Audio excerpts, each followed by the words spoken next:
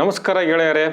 ಇವತ್ತಿನ ದಿನ time and ಡಿಸ್ಟನ್ಸ್ನಲ್ಲಿ ಟೈಮ್ ಆ್ಯಂಡ್ ಡಿಸ್ಟನ್ಸ್ ಈ ಚಾಪ್ಟರ್ನಲ್ಲಿ ಕೆಲವೊಂದು ಪ್ರಶ್ನೆಗಳೊಂದಿಗೆ ನಿಮ್ಮ ಮುಂದೆ ಹಾಜರಾಗಿದ್ದೇನೆ. ಈ ಪ್ರಶ್ನೆಗಳನ್ನ ಯಾವ ರೀತಿಯಾಗಿ ಸಾಲ್ವ್ ಮಾಡಬೇಕು, ಹೇಗೆ ಅವುಗಳನ್ನು ಅರ್ಥೈಸಿಕೊಂಡು ಯಾವ ಮೆಥಡ್ನಿಂದ ಮಾಡಿದರೆ ಬಹಳ ವೇಗವಾಗಿ ಇವುಗಳನ್ನು ಸಾಲ್ವ್ ಮಾಡ್ಬೋದು ಅನ್ನೋದನ್ನು ನಾನು ಈ ವಿಡಿಯೋದಲ್ಲಿ ನಿಮಗೆ ತಿಳಿಸಿಕೊಡಲಿದ್ದೇನೆ. ಆದ್ದರಿಂದ ನೀವು ಈಗಾಗಲೇ ನಾನು ಹೇಳಿರತಕ್ಕಂತಹ ಮೊದಲಿನ ಈ ಎಲ್ಲ ಕಾನ್ಸೆಪ್ಟ್ಗಳನ್ನು ಸರಿಯಾಗಿ ಅರ್ಥ ಮಾಡ್ಕೊಂಡಿದ್ದೀರಿ, ಅವುಗಳನ್ನು ನೀವು ನೆನಪಿನಲ್ಲಿ ಇಟ್ಟುಕೊಂಡಿದ್ದೀರಿ ಅಂತ ನಾನು ತಿಳ್ಕೊಂಡು ಈ ಪ್ರಶ್ನೆಗಳನ್ನ ಸಾಲ್ವ್ ಮಾಡೋದಕ್ಕೆ ಪ್ರಾರಂಭ ಮಾಡ್ತೀನಿ.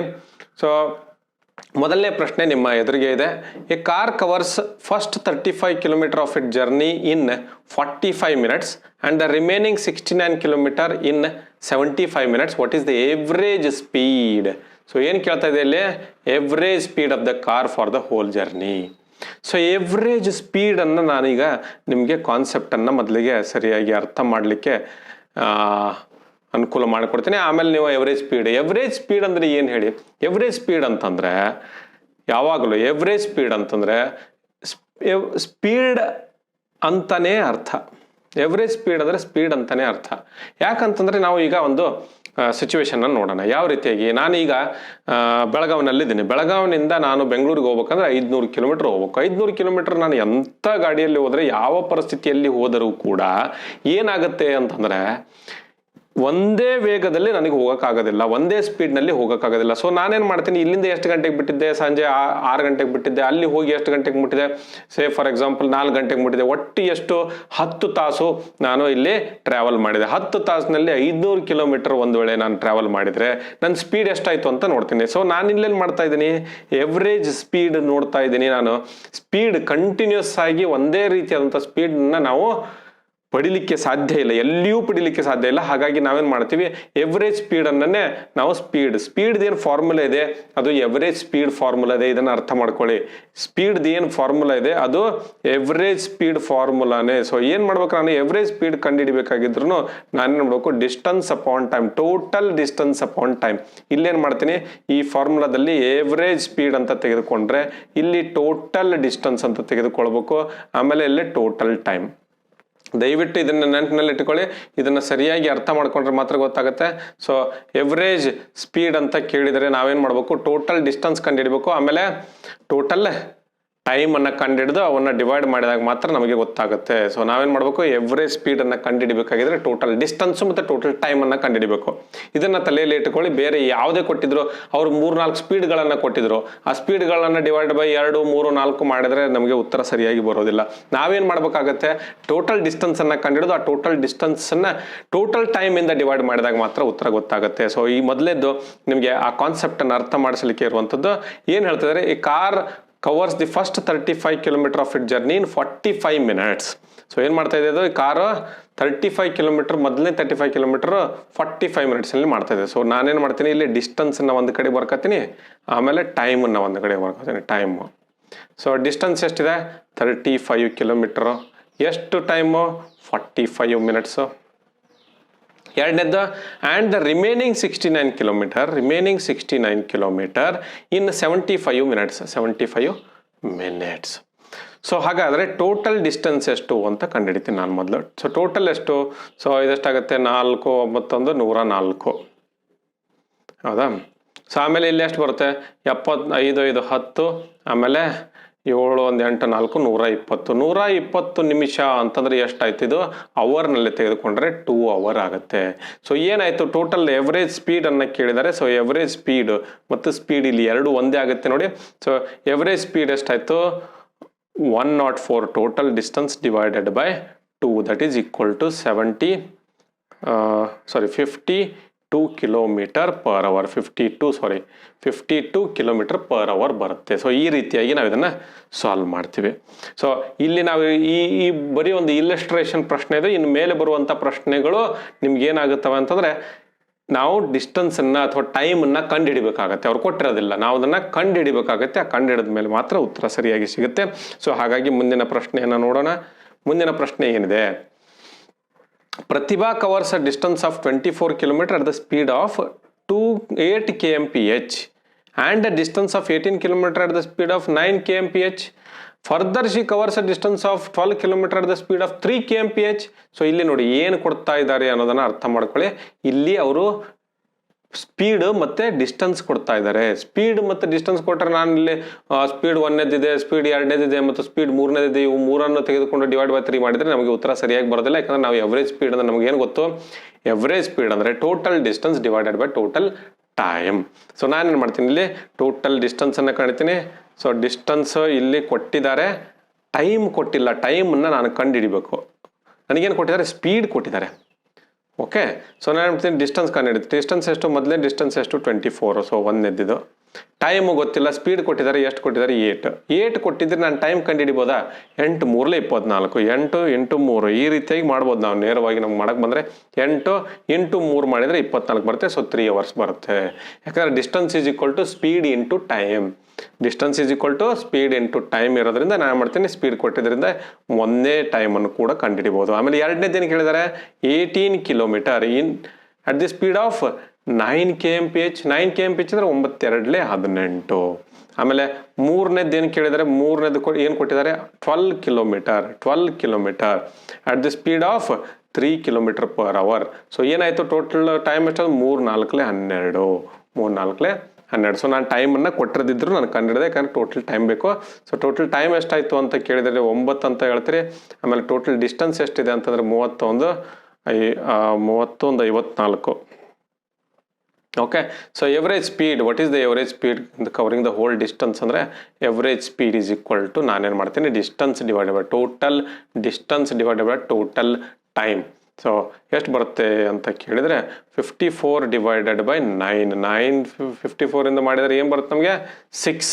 ಸೊ 6 kmph ಇದರ ಸರಿಯಾದ ಉತ್ತರ. ಸೊ ಎವರೇಜ್ ಸ್ಪೀಡ್ ಏನಾಯ್ತು ಈಗ, average speed is equal to 6 km/h, which is the fourth option. ಈಗ ಮುಂದಿನ ಪ್ರಶ್ನೆ ಅಂತ ನಾವು ಹೋಗೋಣ. ಸೊ ಮುಂದಿನ ಪ್ರಶ್ನೆ ಏನಿದೆ, Naveen traveled from city A to city B at the speed of 60 km/h and back from city B to city A via the same route at the speed of 40 km/h. Find his average speed for the round trip. So ಇಲ್ಲಿ ಇನ್ನೊಂದನ್ನು ಅರ್ಥ ಮಾಡ್ಕೋಬೇಕು ನಾವು. ಇಲ್ಲಿ ಏನು ಅರ್ಥ ಮಾಡ್ಕೋಬೇಕು ಅಂತಂದರೆ, ಇಲ್ಲಿ ಏನಿದೆ, ಸೇಮ್ ಇದೆ. ಏನು ಸೇಮ್ ಇದೆ ಹೇಳಿ, ಡಿಸ್ಟೆನ್ಸ್ ಇಸ್ ಸೇಮ್. ಎವ್ರೇಜ್ ಅನ್ನ ಕೇಳಿದ್ದಾರೆ, ಬಟ್ ಡಿಸ್ಟೆನ್ಸ್ ಸೇಮ್ ಇದೆ. ಮತ್ತು ಇನ್ನೊಂದೇನೋ, ಡಿಸ್ಟೆನ್ಸ್ ಅನ್ನ ಕೊಟ್ಟಿಲ್ಲ. ಏನು ಕೊಟ್ಟಿದ್ದಾರೆ, ಕೇವಲ 2 ಸ್ಪೀಡ್ಗಳನ್ನು ಕೊಟ್ಟಿದ್ದಾರೆ. ಸ್ಪೀಡ್ ಕೊಟ್ಟಿದ್ದಾರೆ. ಸೊ ಸ್ಪೀಡ್ 1ನೇದೆಷ್ಟು 60 km ಹೋಗ್ಬೇಕಾದ್ರೆ 60 km/h. ಆಮೇಲೆ ಸ್ಪೀಡ್ 2ನೇದೆಷ್ಟು 40 km/h. kmph ಬರಲ್ಲ ಅಂತಂದ್ರೆ ನೀವು ತಪ್ಪು ತಿಳ್ಕೊಳ್ಳೋದಿಲ್ಲ, ಮತ್ತು ನೀವು ಅದನ್ನು ಅರ್ಥ ಮಾಡ್ಕೋತೀರಿ ಅಂತ ಕೂಡ ನನಗೆ ಗೊತ್ತು. ಸೊ ಹಾಗಾಗಿ ಏನು ಮಾಡ್ತೀನಿ, 60. ಸೊ ಇದನ್ನು ಹೇಗೆ ಸಾಲ್ವ್ ಮಾಡಬೇಕು ಅಂತಂದ್ರೆ, ನನಗೆ ಟೈಮ್ ಮತ್ತೆ ಕಂಡುಹಿಡಿಬೇಕಾಗತ್ತೆ. ನಾನೇನು ಮಾಡ್ಬೇಕತ್ತೆ, ಡಿಸ್ಟೆನ್ಸನ್ನು ಕಂಡುಹಿಡಿಬೇಕು, ಆಮೇಲೆ ಟೈಮನ್ನು ಕೂಡ ಕಂಡುಹಿಡಿಬೇಕಾಗತ್ತೆ. ಸೊ ಟೈಮ್ ಮತ್ತು ಡಿಸ್ಟೆನ್ಸ್ ಎರಡನ್ನೂ ಕೊಟ್ಟಿಲ್ಲ. ಸೊ ಹೇಗೆ ನಾನು ಕಂಡುಹಿಡಿಬೇಕು ಅಂತ ನೀವೇನಾದರೂ ಪ್ರಶ್ನೆ ಹಾಕಿದರೆ ನಾನು ಇದಕ್ಕೆ ಉತ್ತರವನ್ನು ಹೇಳ್ತೀನಿ. ಯಾವ ರೀತಿಯಾಗಿ ಇದನ್ನು ಸಾಲ್ವ್ ಮಾಡ್ಬೋದು ಅಂತಂದರೆ, ಸ್ಪೀಡ್ ಕೊಟ್ಟಿದ್ರೆ ಟೈಮ್ ರೇಷಿಯೋ ಗೊತ್ತಾಗತ್ತೆ. ಸ್ಪೀಡ್ ಕೊಟ್ಟಿದ್ರೆ ಟೈಮ್ ರೇಷಿಯೋ ಗೊತ್ತಾಗುತ್ತೆ, ಅದರಿಂದ ನಾವು ಸಾಲ್ವ್ ಮಾಡ್ಬೋದು ಇದನ್ನ.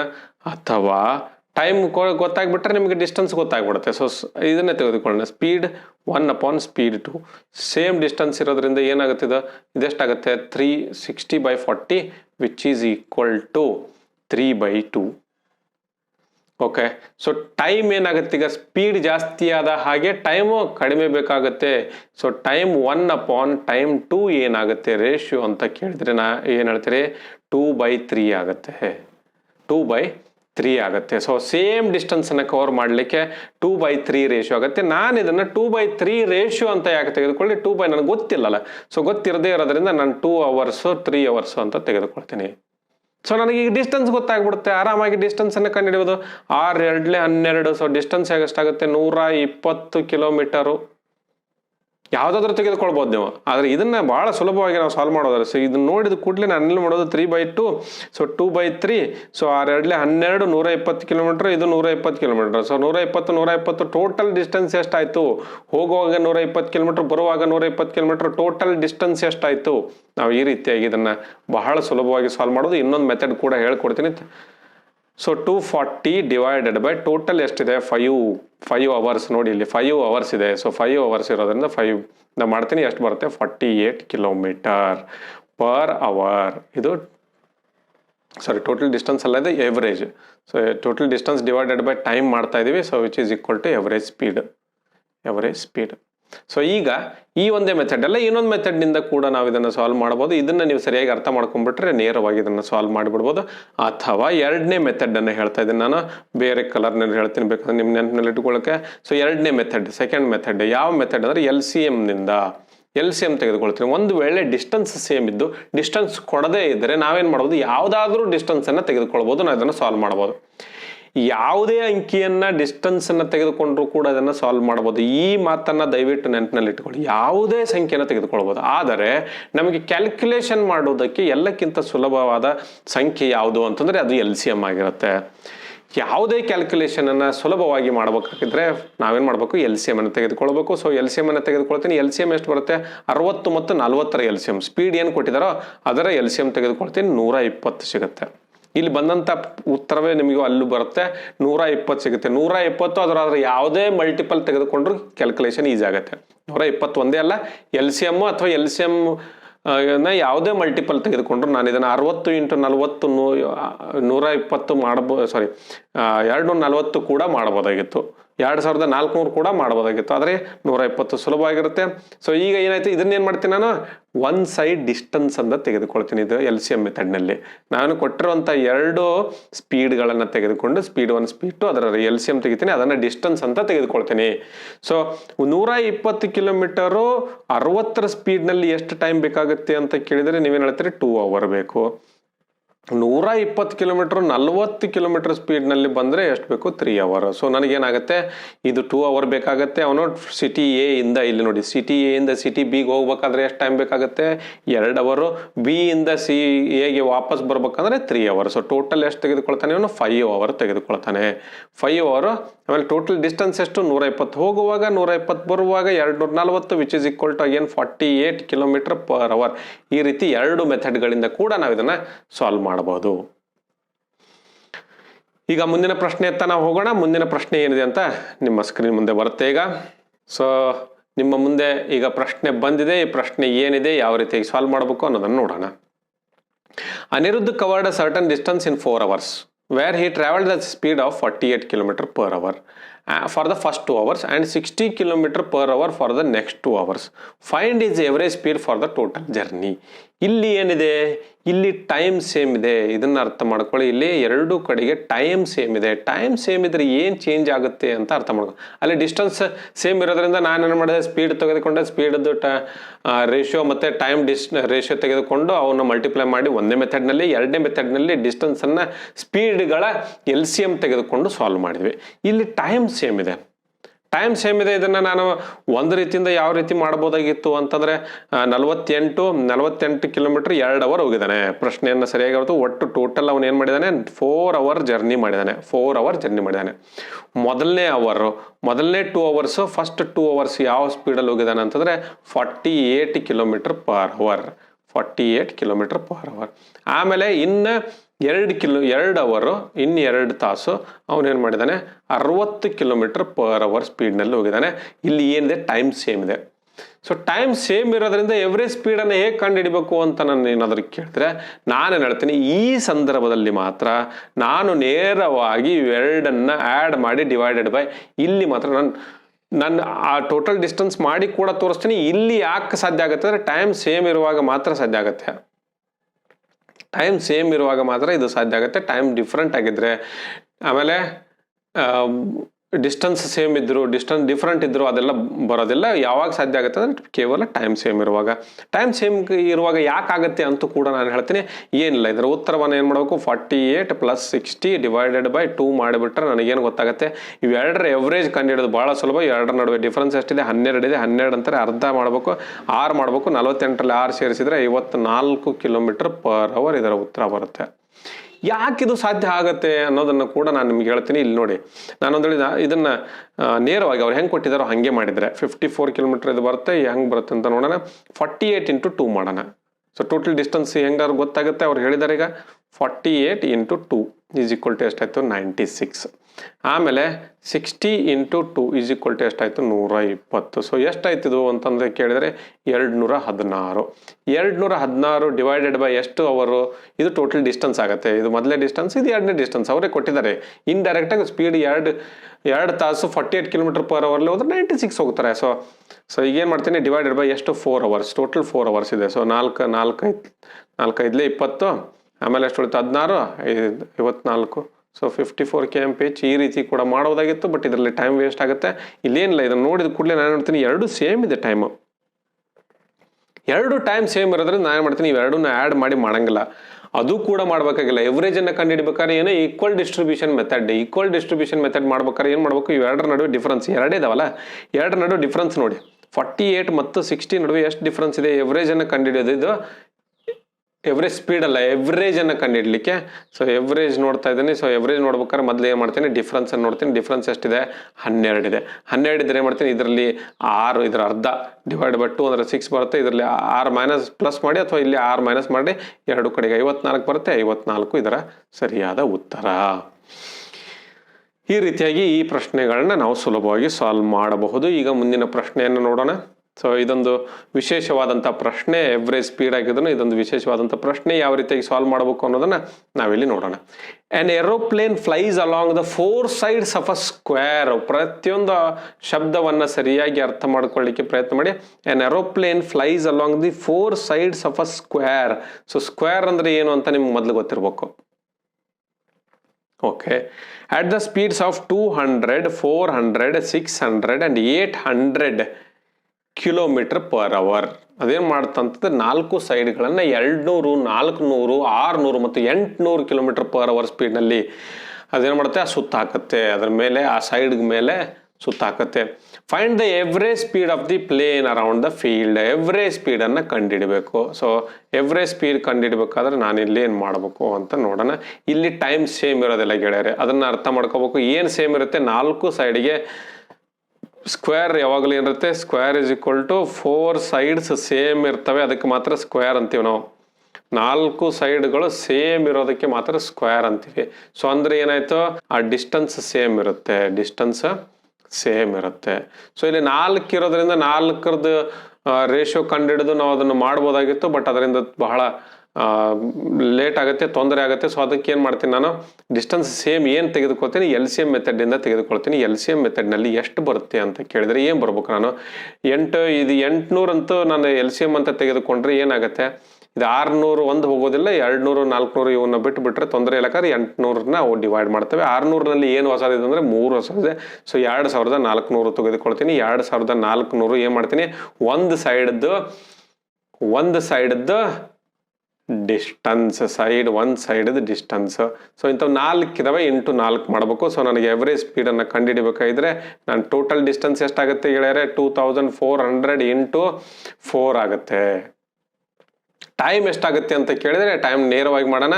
ಸೊ ಒಂದೇ ಟೈಮ್ ಎಷ್ಟಾಗುತ್ತೆ, 2400, 200 ಸ್ಪೀಡಲ್ಲಿ ಎಷ್ಟು ಬೇಕು, 12 ಅವರ್ ಪ್ಲಸ್ 400 ಸ್ಪೀಡ್ನಲ್ಲಿ 4 6 24, 600 ಸ್ಪೀಡಲ್ಲಿ 6 4 24. ಸೊ ಆಮೇಲೆ 800 ಸ್ಪೀಡ್ 8 3 24. ಸೊ ಟೋಟಲ್ ಎಷ್ಟಾಯಿತು, 25 ಬರುತ್ತೆ. ಎಷ್ಟು ಬರುತ್ತೆ, 25. ಸೊ 25ರಿಂದ ಅಂತಂದ್ರೆ 25ರಿಂದ ಇದು 2 0 ಇರೋದ್ರಿಂದ ಇದು ನೇರವಾಗಿ ಹೋಗ್ಬಿಡುತ್ತೆ. ಸೊ 25ರಿಂದ ಮಾಡೋಕ್ಕೆ ಪ್ರಯತ್ನ ಮಾಡ್ತೀನಿ. 25 ಒಂದಲೇ 25 ಬರೋದಿಲ್ಲ. ಸೊ 25 ಎಷ್ಟರಲ್ಲೇ ತೆಗೆದುಕೊಳ್ಬೇಕು, 2400 ಅಂತಂದರೆ 25 9 ತೆಗೆದುಕೊಳ್ಳೋಣ. 25 9 ಎಷ್ಟಾಗುತ್ತೆ, 225. ಸೊ 9 225. 225 ಅಂದರೆ ಎಷ್ಟು ಉಳಿತು, 150. 150 ಅಂದರೆ 96. 25 150 96. ಸೊ 96 4 ಮಾಡಿಬಿಡ್ಬೇಕೀಗ. 4 6 24, 4 9 36, 1 2 384. ಯಾವುದಿದರ ಉತ್ತರ, ಇದು ಇದರ ಉತ್ತರ. ಸೊ ಈ ರೀತಿಯಾಗಿ ನಾವು ಇದನ್ನು ಉತ್ತರವನ್ನು ಕಂಡುಹಿಡಿಬೋದು. ಸೊ ಇಲ್ಲೇನಾಯ್ತು 384 ಕಿಲೋಮೀಟರ್ ಪರ್ ಅವರ್ ಅಂತ ನಾವು ಇದನ್ನು ಕಂಡುಹಿಡಿಬೋದು. ಸೊ ನೀವು ಎಂಜಾಯ್ ಮಾಡಿದಿರಿ ಅಂತ ಅನ್ಕೋತೀನಿ. ಈ ವಿಡಿಯೋವನ್ನು ಬಹಳ ವಿವಿಧ ರೀತಿಯ ಪ್ರಶ್ನೆಗಳು ನೋಡಿದ್ವಿ. ಮುಂದಿನ ವಿಡಿಯೋದಲ್ಲಿ ಮತ್ತೆ ವಿವಿಧ ರೀತಿಯ ಪ್ರಶ್ನೆಗಳನ್ನ ತೆಗೆದುಕೊಂಡು ನಾನು ಬರ್ತಾ ಇದ್ದೇನೆ. ಟೈಮ್ ಅಂಡ್ ಡಿಸ್ಟೆನ್ಸ್ನಲ್ಲಿ ಬಹಳಷ್ಟು ಪ್ರಶ್ನೆಗಳನ್ನ ಸಾಲ್ವ್ ಮಾಡ್ತಾ ಇದ್ದೀವಿ, ಬಹಳಷ್ಟು ಕಾನ್ಸೆಪ್ಟ್ಗಳನ್ನ ಅರ್ಥ ಮಾಡ್ಕೊಳ್ತಾ ಇದ್ದೀವಿ. ನೀವು ಹೀಗೆ ಎಂಜಾಯ್ ಮಾಡ್ತಾ ಇರಿ. ಮತ್ತೆ ನನ್ನ ಮೊದಲ ಬಾರಿಗೆ ಇದನ್ನು ನೋಡ್ತಾ ಇದ್ರೆ ದಯವಿಟ್ಟು ಸಬ್ಸ್ಕ್ರೈಬ್ ಮಾಡಿ, ಆಮೇಲೆ ಲೈಕ್ ಕಮೆಂಟ್ ಕೊಡ್ತಾ ಇರಿ. ಲೈಕ್ ಕಮೆಂಟ್ ಕೊಟ್ಟ ಹಾಗೆ ನಾನು ಮತ್ತಷ್ಟು ವಿಡಿಯೋಗಳನ್ನ ಮಾಡಲಿಕ್ಕೆ ಖುಷಿ ಬರುತ್ತೆ. ಆಮೇಲೆ ನಾನು ಮಾಡ್ತಾ ಇರೋದು ಕೇವಲ ನನಗೆ ನಿಮಗೆ ಅಲ್ಲ, ನನ್ನ ಸಲುವಾಗಿ ಅಲ್ಲ. ಇದು ಏನಾಗಬೇಕು, ಕನ್ನಡಿಗರಿಗೆಲ್ಲರಿಗೂ ಹೋಗಿ ಮುಟ್ಟಬೇಕು. ಕನ್ನಡಿಗ ಎಲ್ಲ ಬ್ಯಾಂಕ್ನಲ್ಲಿ, SSCನಲ್ಲಿ, KPSC ಎಕ್ಸಾಮ್ಗಳಿಗೆ ಮತ್ತು ಯಾವುದೇ ಎಕ್ಸಾಮ್ಗಳಿಗೆ ಅವರು ತಯಾರಾಗ್ತಾ ಇದ್ದಾರೆ, ಆ ಕನ್ನಡಿಗರಿಗೆ ಎಲ್ಲರಿಗೂ ಮುಟ್ಲಿ ಅಂತ ನಾನು ಇದನ್ನು ಮಾಡ್ತಾ ಇದ್ದೀನಿ. ಸೊ ದಯವಿಟ್ಟು ನಿಮ್ಗೆ ಗೊತ್ತಿರುವ ಎಲ್ಲ ಕನ್ನಡಿಗರಿಗೆ ಇದನ್ನು ಶೇರ್ ಮಾಡಿ ಅಂತ ಕೇಳ್ತಾ ಇವತ್ತಿನ ಈ ವಿಡಿಯೋನ ಮುಗಿಸ್ತಾ ಇದ್ದೀನಿ. ಧನ್ಯವಾದಗಳು.